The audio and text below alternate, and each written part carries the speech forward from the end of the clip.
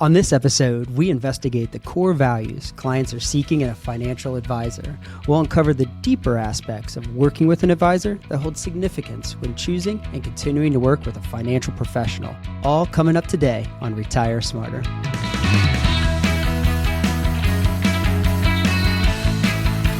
Great show on the way today. Walter Storholt here with you alongside Tyler Emrick, certified financial planner and a chartered financial analyst.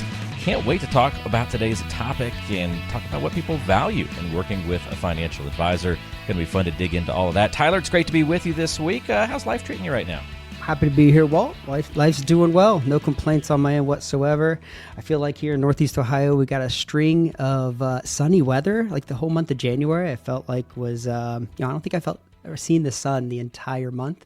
And this past week has been pretty good. I even got the girls outside to ride around on their bikes this past weekend. And it's bad when we're outside and it's 40 degrees and it feels like 65, 70. So when you're relishing the 40s, you've had a bad string Yes. before that, right? It was. I was in the office. And I was telling everybody, I went out to grab some lunch and I was like, you guys got to get outside. It's amazing. You should just literally walk around the office or something. And literally it was like 40, 45 degrees out. Everyone's looking at the temperature and they're like, is he okay? Like, I don't think so. That's right. So when you've had zeros and negatives and things like that, you start appreciating 40, I think. So It is. I hate to default to open it up with the weather, right? But I felt it was extra appropriate when here it's notable. When it's notable, Tyler, and 40 something was notable for you, so that's good. That's good. That's terrible. Good stuff. It is what it is. Glad you've got a little bit of a light at the end of the tunnel. Well, what the groundhog saw a shadow or didn't see a shadow, right? So we're supposed to be in for an earlier spring. It sounds. I don't know if it was either one, but I think we were definitely in for an earlier spring. I remember my wife saying something about it when we got home about, hey, we're on for some good weather, and I was like, what are you talking about? And she mentioned the groundhog. So I don't know if it's seen shadow or not, but I think early spring is whatever came of it. Yeah, it sounds like that was the verdict. So we'll see if that is what actually comes to fruition here over the next few weeks. But well, speaking of my wife, that's actually kind of what a conversation with her sort of prompted the whole premise behind today's episode. Oh, perfect. Yeah, okay. So absolutely. Tell us the background. What got set into it up this? A little bit. All right. So we were having a conversation, and she was talking about an individual that she had worked with, and she's like, "Hey, I was talking to so and so, and I mentioned that you manage stocks and bonds, and that you might be able to help them out." And I was like, "Oh, well, super appreciative, right? Thank you. Appreciate you bringing it up. That's great." But I'll tell you what, Walt, when she said, "Yeah, I told him that you manage stocks and bonds," it kind of set me back a little bit. That stung, huh? Yeah, a little bit. It's like, I wonder if that's the first thing that comes to mind when she thinks about, well, what do I do on a day in and day out basis?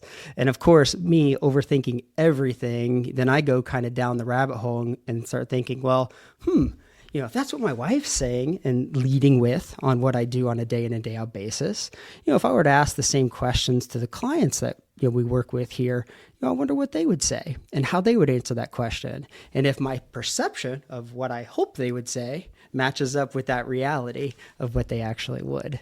That is cool. I love the concept. Great episode. Also, I have to give you kudos for your segue, transitioning from that conversation about the family and your conversation with your wife and the weather and spring and the groundhog into today's topic. Well done, my friend. Nice. So I'll take the win. Yeah, I'll take the win. You're going to be hosting shows before you know it. You'll be doing even more and more of the setup. So I don't know about that, but to be fair, I will say that this idea and this concept of thinking about, well, what value do we add and provide to the families and clients that we work with? It's not something that we don't think about often. Yeah. That's terrible wording on that, I think, the way I put that. But it is something that's always on our mind, I guess is a better way for me to phrase that, Walt. Well, you want people to have the right perception and reality to match. So that makes a lot of sense that it's something that you guys as people who run a business and want people to be comfortable in working with you and understanding what you're doing for them with their life savings. You want those things to align and not to have a lot of misconceptions there. So that makes sense. Sure. Well, it's challenging. I mean, finding an advisor and finding someone that you trust is challenging. Experience, competency, trustworthiness, fee transparency. I mean, among a host of other things are all essential. And that value that families receive must be more than the cost. So how do you make the right choice? How do you start to begin to decide, do I start working with a financial advisor? Do I continue working with the financial advisor that I'm with now, or do I make a change? And one of the ways that we think about trying to answer that question and trying to understand that value that we provide is through anonymous client surveys. We feel like they're probably the most valid way to gain that honest, valuable feedback. And that's something that here at True Wealth Design, we conduct those blind surveys on a regular basis. We use a third party to continually really strive for improvement and making sure that we understand what our clients are asking for and what they value most on our relationship. And, over the years, we've done this a number of times, and it's very clear that the certain things keep coming to the top of that list and with that communication back to us. Things like understanding our clients' financial needs and goals and helping them gain a sense of security and peace of mind and progressing towards those goals is something that really always kind of comes up towards the top. Not necessarily the stocks and the bonds piece of it, but that goal and sense of peace of mind are always there at the top. Now, when we get towards the end of the podcast today, I'll run through a list of really what those top things are. So for those of you that are listening that are maybe looking for a financial advisor, I think it'll be a nice list for you to kind of go down to and say, hey, am I ready to start working with an advisor? Should I start working for an advisor? And for those of you that are already working with someone, well, hey, is that person giving me these things? This is what most families are expecting and trying to get out of that relationship.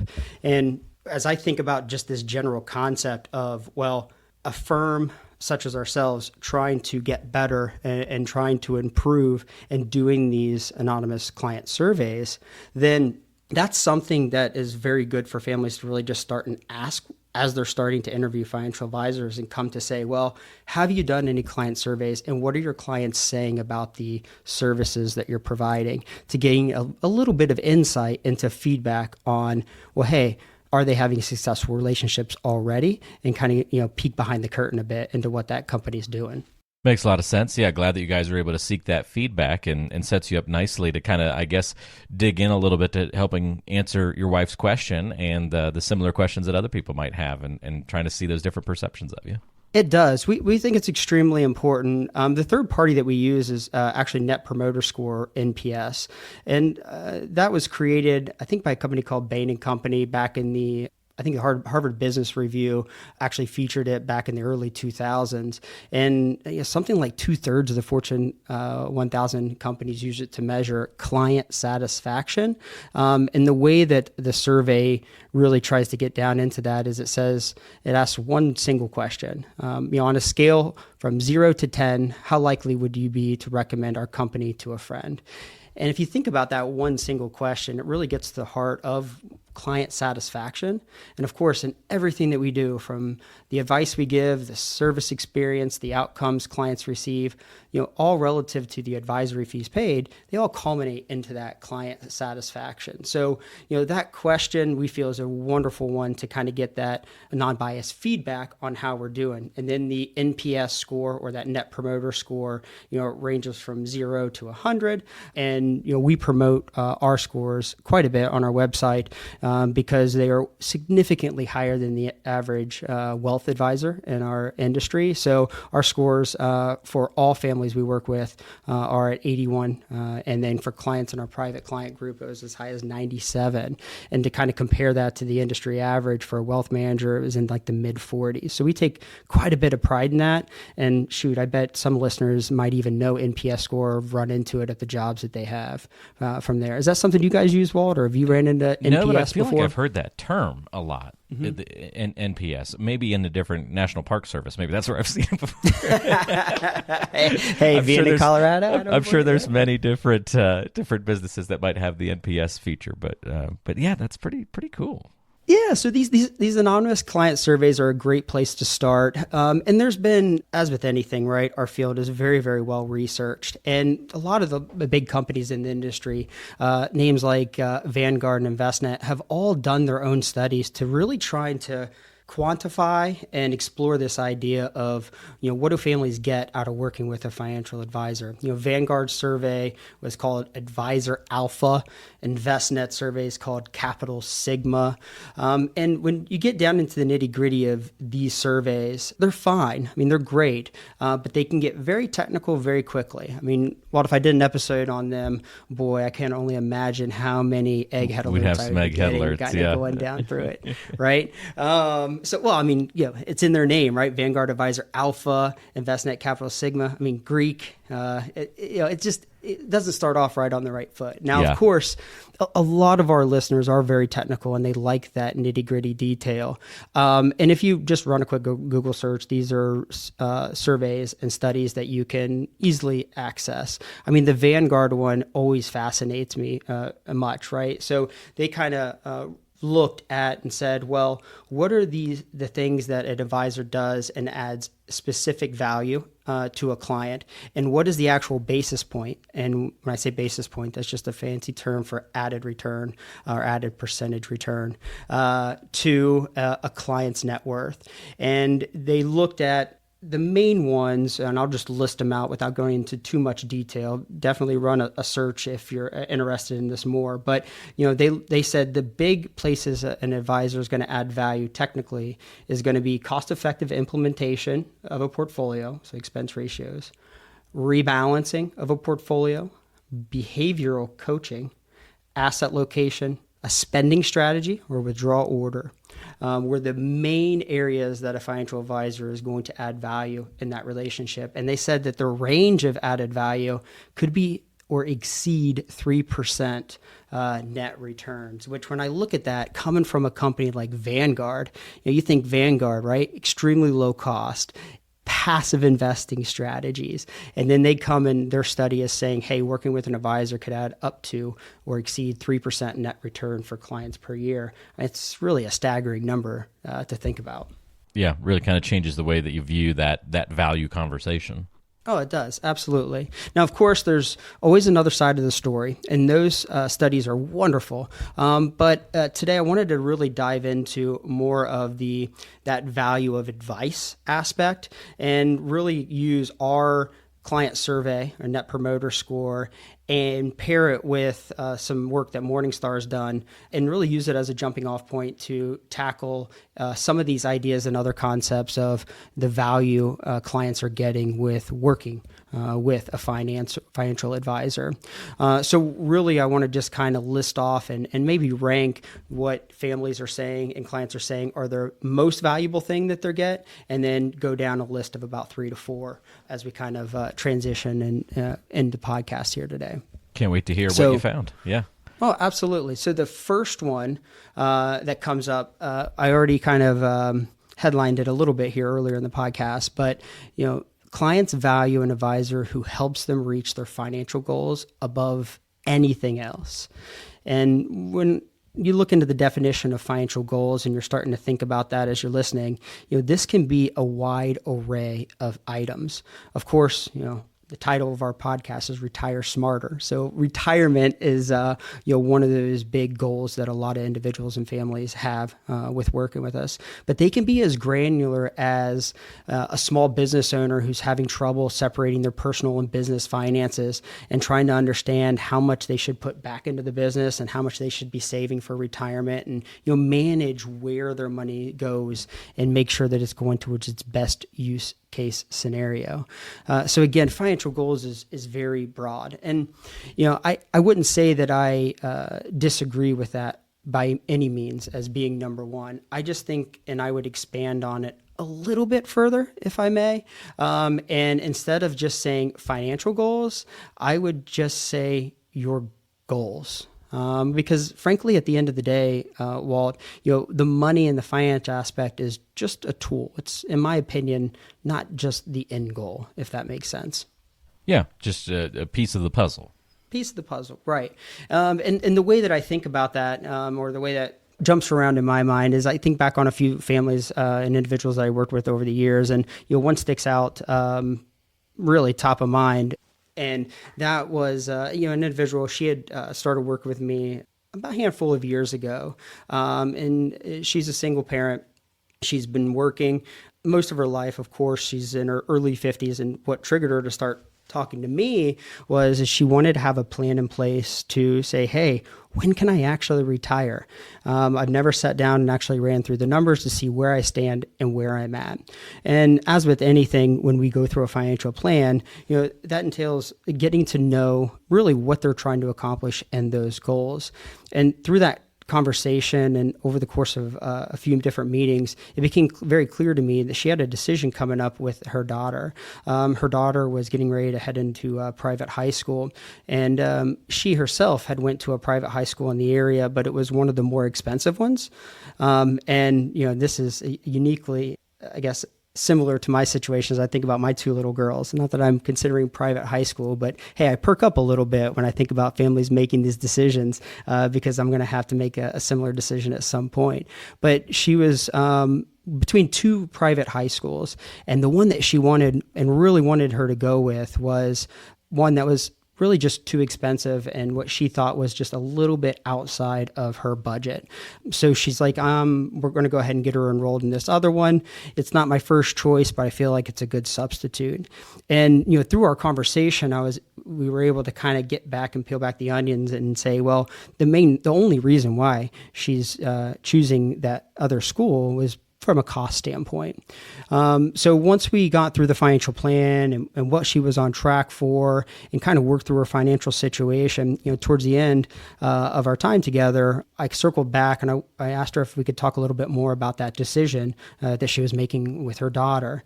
And I had some numbers prepared for her that essentially showed that she could afford to take her daughter to that other school that was more expensive, and kind of painted that picture of like where the money would come from and that it really wasn't going to affect any of the other goals that she wanted to accomplish.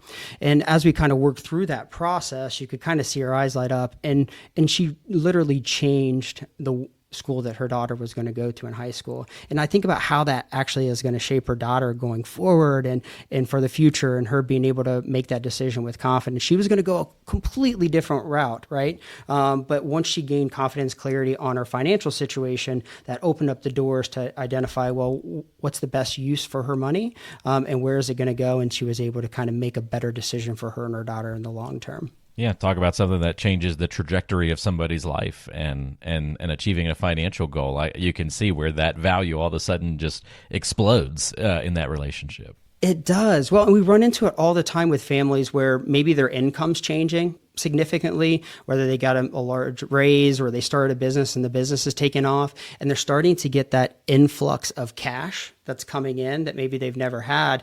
And the question becomes is where's that cash going to go? And they have all these competing objectives, right? Hey, I want to save for retirement. Hey, I might want to increase my lifestyle. I got to save for my kids, whatever it might be. And starting to break down those numbers and saying, all right, hey, this is what should be earmarked for your longer term goals. This is what should be earmarked for your shorter term goals. And this is the wiggle room and the decisions that you have for that extra money that's coming in, really gains confidence and clarity for families and individuals to make, the decision that's best for them and empower them to be not only smart with their money, but live the life to their fullest and accomplish what they want to. And of course, going back to retirement, right? That is probably the biggest life transition that a lot of individuals and families are going to go through.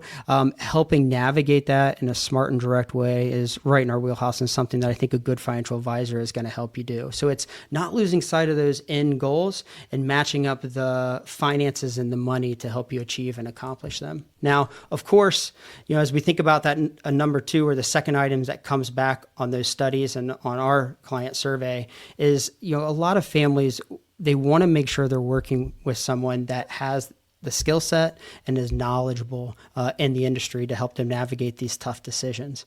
And I did a quick search on the internet to try to figure out, well, how many financial designations are there out there? And some astronomical number came back. I thought it was going to be big, but there was some number like 200 different financial designations. I believe it. Now, after my jaw dropped, I was like, okay, well, let me back up a little bit. Maybe I shouldn't just search financial designations. Let me be a little bit more specific and say, hey, what can different financial advisors do and what designations can they get to show credibility and show their skill set and knowledge in our industry? And it seemed like that number was more realistic and was somewhere in the mid 20 range. So there's 20 different designations or things that can go after your name as a financial advisor to help differentiate yourself. And I could only imagine, as someone interviewing these advisors, trying to understand what all this numbers and letters after their name are really trying to say, and how much work and how much went into actually getting those, right? Even at 20, 25 different designations, I still feel like that's quite a bit for someone that's meant to be a financial advisor in one profession. I don't know, Walt, does that seem still like a lot to you? Far cry from 200, but still a lot of decent spread. Still a lot of spread. And I know that certainly they're not all created equal in terms of what it takes to accomplish some of those different designations, right? That's right. And, I tend to boil it down to three big ones in our industry.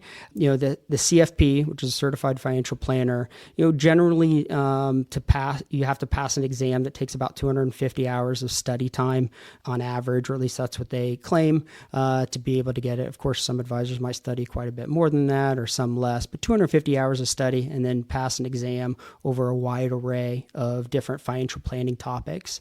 There's the CPA, which I think the study time for that, when I looked it up, was somewhere between 300 and 400 hours of study.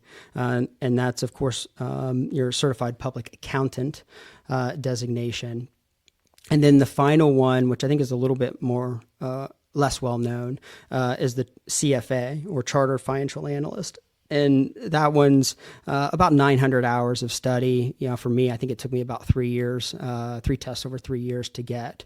Now, of course, all three of these different designations, there's work requirements that you might have to do. There might be education requirements, such as certain bachelor degrees and such that you need.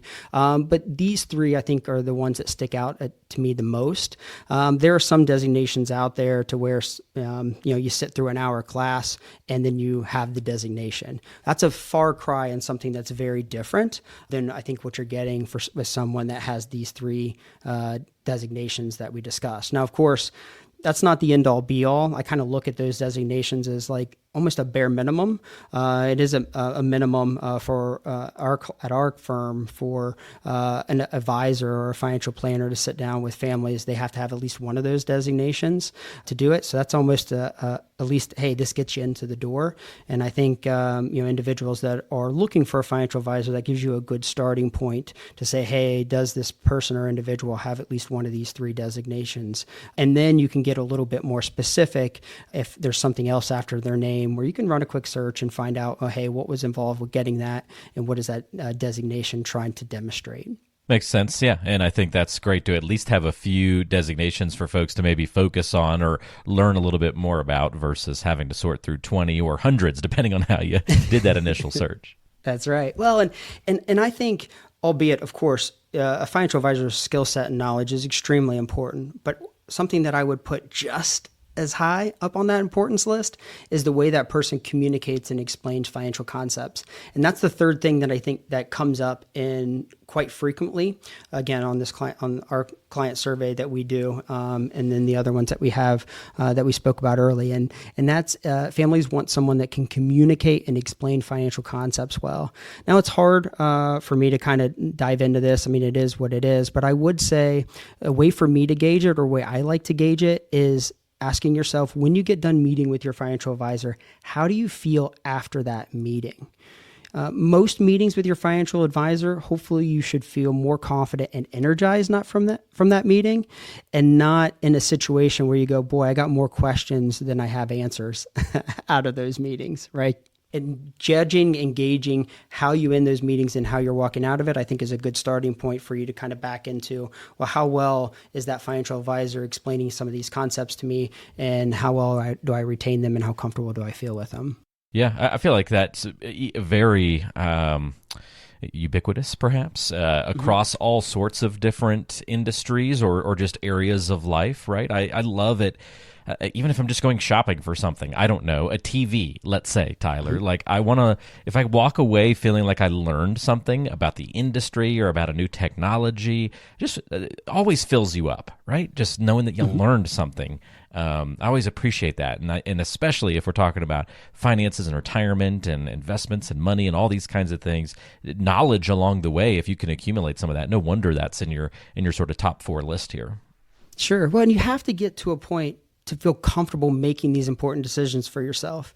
Certainly there's trust there between the advisor and the client, but at the end of the day, the client who's going to be making those decisions, that's who it's impacting. That's whose life is going to be changed or improved or not based off this decision. So it's very important to at least get to a point to where maybe you don't know all of the ins and outs and the details, but you're to a point to where you feel comfortable enough to make that decision that's going to be in your best interest going forward. Now, the final one, we're getting to it, Walt. The last point I'm going to touch on is, what do you think? The last one you're going to hit on. The last one is. Well, we still want people, I would imagine, I'm surprised it wasn't the top focus, but it's going to be wanting that return on their investment, right? They want them to give me the 10%, give me something, right? That's right. My wife is, we hit it, right? Jen, here you go. The managing of the stocks and the bonds. Yeah, that's right. Yeah, the mutual funds and ETFs and all those other good buzzwords that we have when we develop those portfolios. But yes, the final point we'll discuss on, and it's on everybody's mind, is, hey, can you help me maximize my returns? And there's no doubt returns are important. But as I kind of think about that and put myself in the client's shoes, I think it's extremely important to think through what is your expectation from a return standpoint, and then have you had a conversation with your advisor on what their expectation is. They're the ones likely managing that portfolio. What are their thoughts on return expectations on the portfolio that they developed, and making sure that those marry and match up. So you're starting off on the same page right from the get-go. And then, of course, I think another thing to dive down into that a little bit deeper is to ask your advisor and understand, well, what is your process on picking and choosing those investments? Is it rules-based, or is it kind of willy-nilly, and anytime you feel like you got a next good hunch, you're going to go ahead and make a change inside my portfolio? It's just my personality and my nature, but I feel like having that investment process and rules in place that the advisor has to follow when picking and choosing and managing those investments are going to put you as a client in the best place going forward, because inevitably we're going to go through times of market volatility, and we want to make sure that your advisor is making those decisions not with emotion at the front, but a process in place, and really almost just taking the emotion completely out of those investment decisions.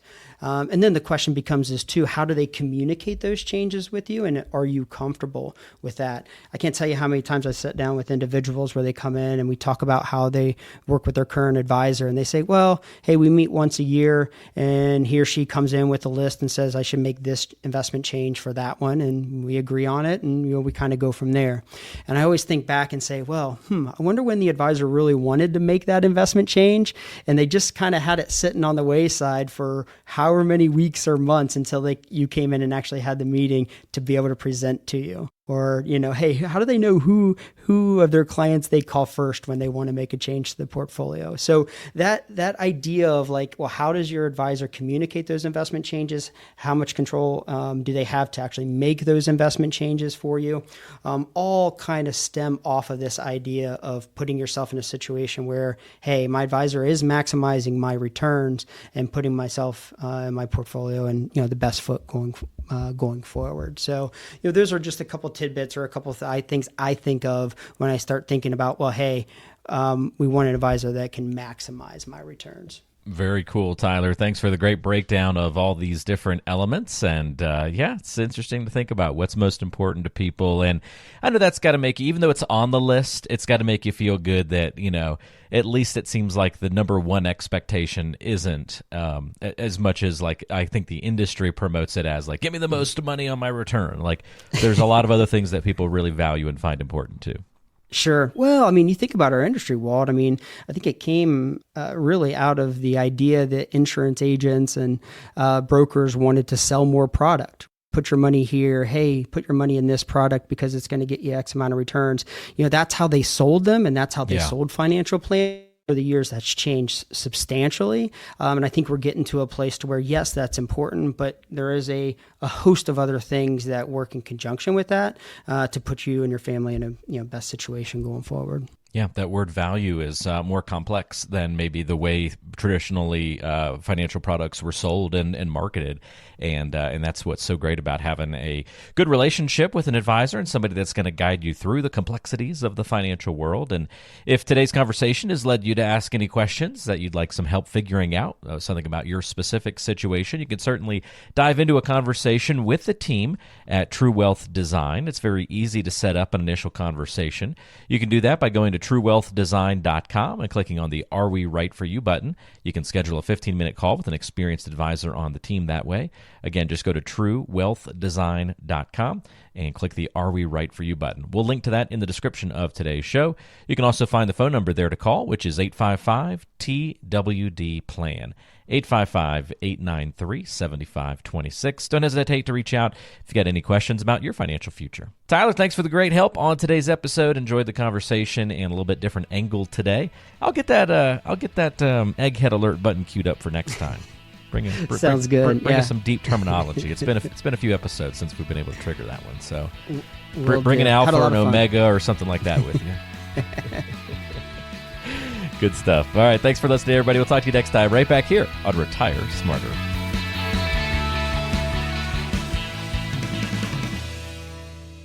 Information provided is for informational purposes only and does not constitute investment, tax, or legal advice. Information is obtained from sources that are deemed to be reliable, but their accurateness and completeness cannot be guaranteed. All performance reference is historical and not an indication of future results. Benchmark indices are hypothetical and do not include any investment fees.